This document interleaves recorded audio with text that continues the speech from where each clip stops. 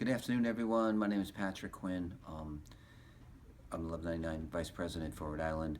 We've got a couple of questions and inquiries over the last few days, last 24 hours actually, regarding the proposed Partners CNE merger. So we want to take a few minutes to explain to you what we know and what we're going to do going forward. This is a letter of intent. It's actually two letters of intent. One is with Partners, that covers Women, Infants, and Butler, and also Kent. The other one is a letter of intent with Pawtucket Memorial and Prime. I'm not going to address that in this discussion because our members don't work there. This is a letter of intent, which means there will be exclusive negotiations, after which there will be a application filed at the Department of Health. The AG, the Attorney General, will also be reviewing that application. Once that application is deemed complete, they will make a decision about approving or not approving the merger. So as we stand here right now, there is no final merger approved. There's just a proposal to continue exclusive negotiations between Partners and CNE. Partners is a large system based in Massachusetts.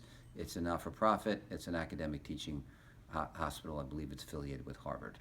So our contracts at both Butler and Women and Infants have provisions which we call successorship that require any new owner, any new buyer, any new affiliator to take our contract. And in those contracts, we have very strong protections on our work and on no layoff. They vary from Butler to Women and Infants, but they're both quite strong.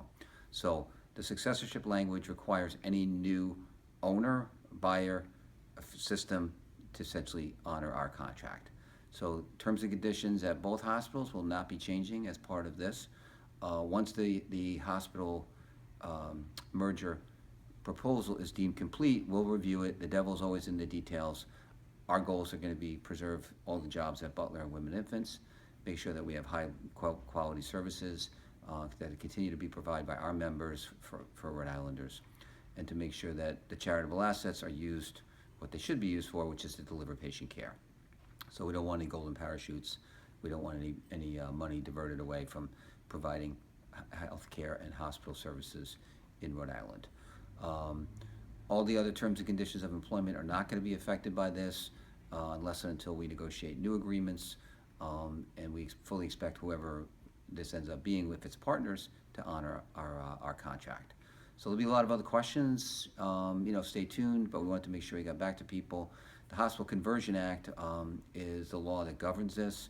That's a law that our union and other partners were involved in helping to put into place almost 20 years ago. It governs the process of merger, acquisitions, et cetera, whatever you want to call them, amongst and between hospitals.